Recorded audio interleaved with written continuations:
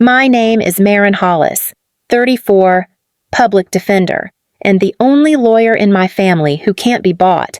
I used to think that made me principled. Today, it just makes me the enemy. Judge Alcott's gavel strikes once sharp, final. Motion granted. The sound ricochets through the courtroom like the click of a lock. My parents exchange a look across their table. A quiet victory sealed in silence. 8 months, 5 continuances, and still they've convinced the court to delay the hearing again. I keep my expression neutral, though my pulse hammers hard enough to rattle the pen in my hand. My mother sits perfectly composed, a diamond brooch flashing under the fluorescent lights. My father leans back, calm as ever, whispering something to their attorney that makes both men smirk. I know that look. It's the same one he used to give juries an expression that said, "I've already won." Across from me, Clara Ruiz, my attorney and the only friend reckless enough to take this case, exhales through her nose. "He's not just biased," she murmurs. "He's invested." The judge calls the next motion. My name disappears from his docket as though I was never here. I stare at the man who used to attend my parents' summer parties, who once handed me peppermint candies in the hallway of his lake house. He doesn't look back.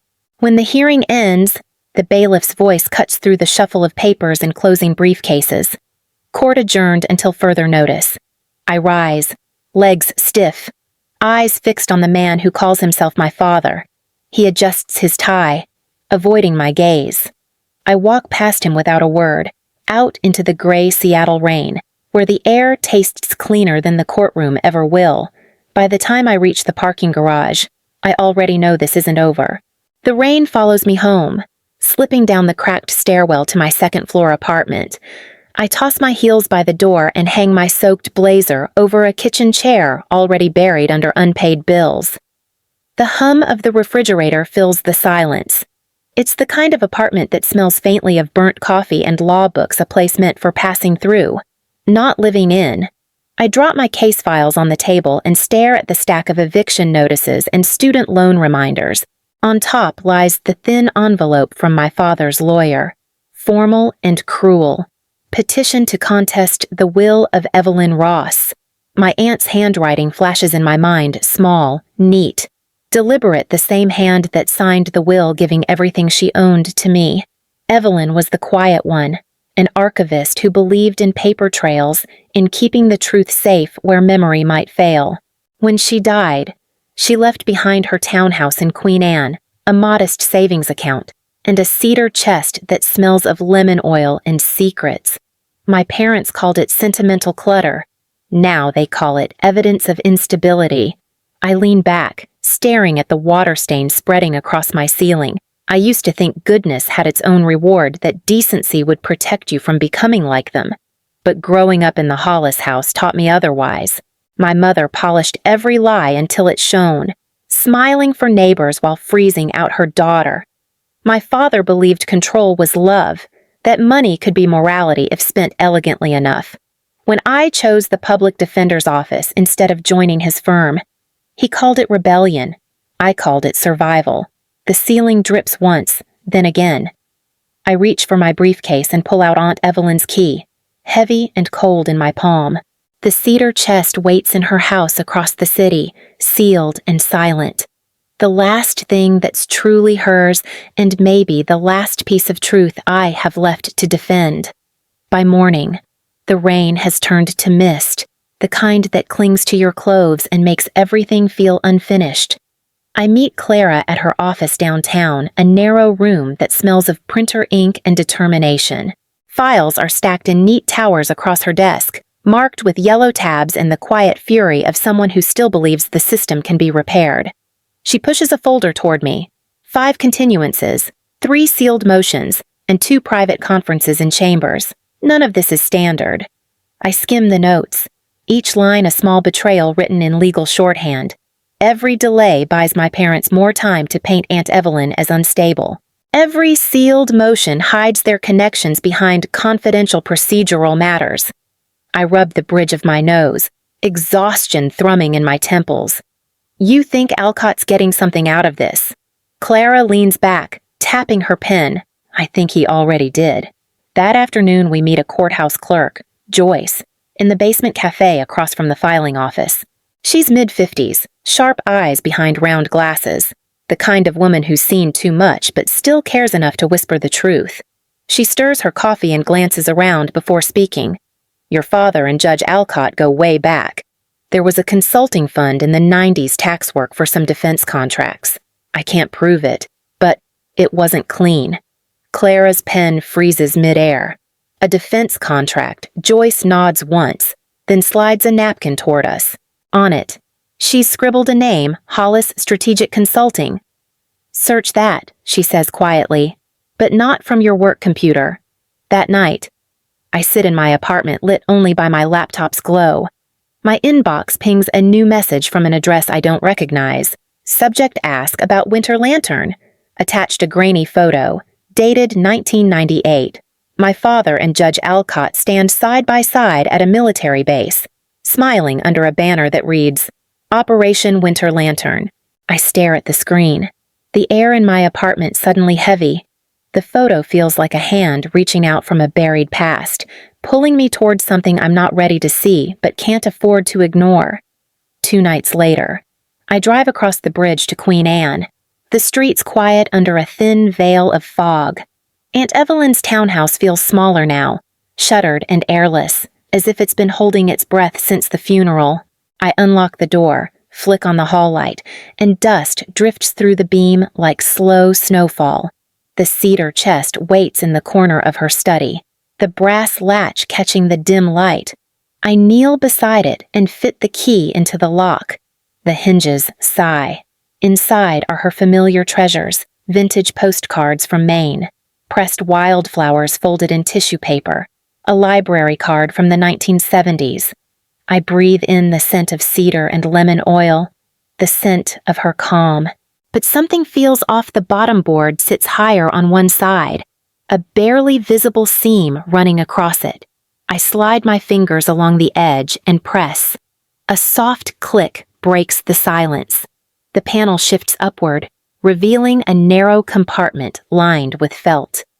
Inside lies a small leather-bound journal, its pages filled with careful handwriting and clusters of symbols I can't decipher. Beneath it, 2 photographs, edges curled with age. The first shows my father and Judge Alcott in uniform, standing before a concrete bunker marked with a strange insignia, 3 intersecting circles.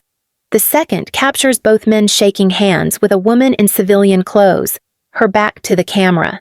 Scrawled on the back Blue Ridge facility, 1998. By morning, I'm sitting in Clara's office again. The photos spread across her desk. She studies them, brow furrowed. That symbol looks familiar, but I can't place it. She picks up her phone. I know someone who might. An hour later, Renee Barrett arrives, a woman in her early 60s with a retired analyst's posture and eyes that miss nothing. She examines the photo under the desk lamp. That emblem belonged to a Cold War data collection program, she says quietly. It was called Operation Winter Lantern. It monitored civilian communications under the pretext of foreign surveillance.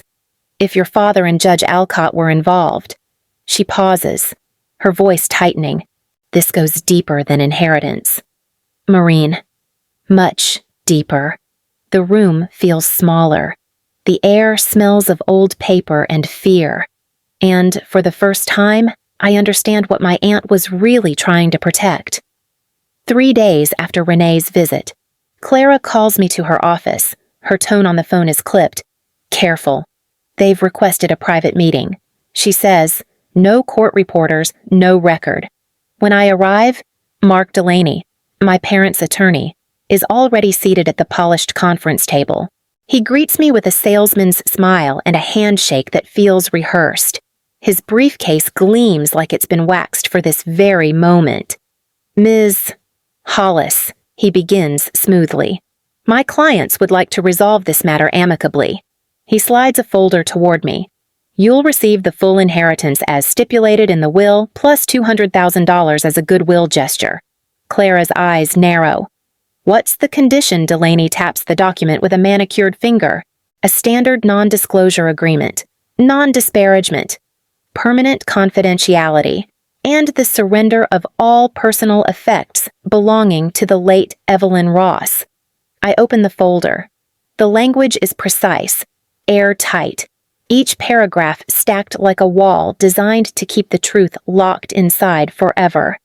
I can almost hear my father dictating the terms.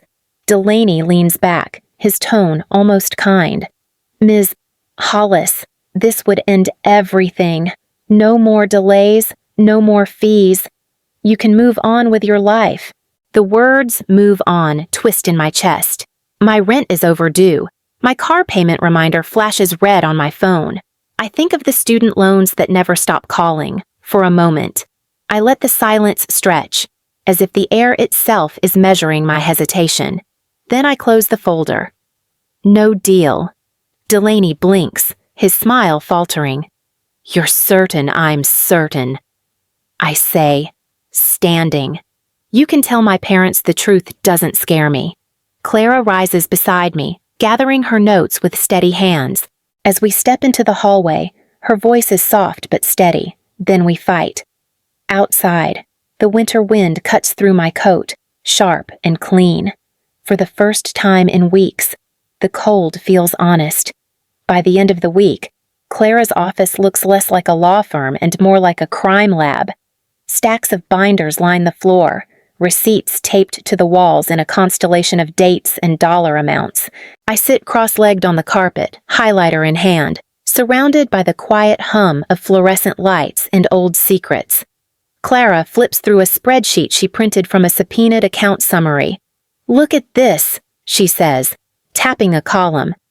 Hollis Consulting received 12 payments between 2012 and 2019, all marked as tax strategy retainers. The amounts line up exactly with Alcott's discretionary rulings. I take the page from her. The pattern is unmistakable, each payment followed by a favorable decision for one of my father's clients. The kind of correlation that screams conflict of interest to anyone with a conscience. Clara sighs. This isn't just bias. Marin, it's corruption with an invoice. Across the room, Renee works at her laptop, her reading glasses slipping down her nose. I pulled what's left of the defense contract registry, she says. Most files were scrubbed, but one subdirectory still lists Operation Winter Lantern. She scrolls, eyes narrowing. Civilian telecom monitoring under the pretext of counterintelligence. It was shut down after a congressional inquiry buried under non-disclosure orders. The realization sinks in, heavy and cold. My father and Judge Alcott weren't just partners in law, they were custodians of something darker, and Aunt Evelyn had known. I open her leather-bound journal again, the one I found beneath the cedar lid. Between coded entries, I spot faint impressions dates, initials, transaction numbers, not random, evidence.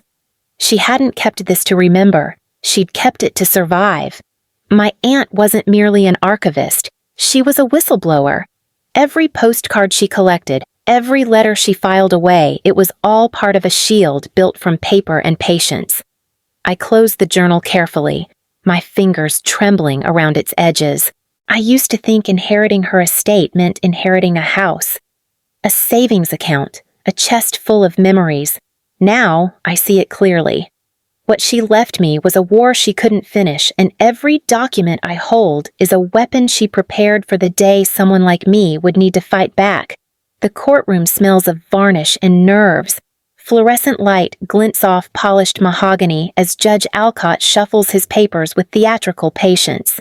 My parents sit across the aisle my father composed, my mother rigid as glass. Clara leans forward beside me, whispering, "He's going to bait you. Let him." Alcott clears his throat. Before we begin, the court reminds counsel to maintain professionalism. This isn't a movie, Ms. Hollis. Emotions don't win cases. His tone lands between condescension and warning. The gallery chuckles softly. Something in me steadies.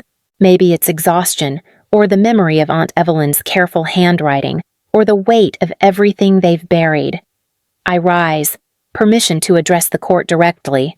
Alcott lifts an eyebrow, briefly. I take one breath. Winter Lantern. The words fall clean and sharp, slicing through the whispering crowd. For a heartbeat, nothing moves. Then the color drains from my father's face, as if someone pulled the air from his lungs. My mother's hand tightens around her pearl bracelet until it snaps. The judge's pen freezes mid-note. I continue, my voice calm but unmistakable. My aunt, Evelyn Ross, documented financial transfers from Operation Winter Lantern to private accounts belonging to you and my father. Copies have been secured with counsel and will be submitted to the Judicial Ethics Committee unless this proceeding is reassigned immediately.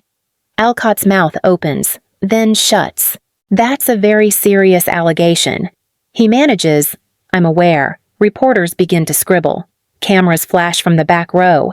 Clara stands, her composure flawless. Your Honor, in light of this revelation, we formally move for recusal under Canon 2 of Judicial Conduct. The appearance of impropriety is undeniable. The judge's gavel wavers in his hand. Court will adjourn until further notice.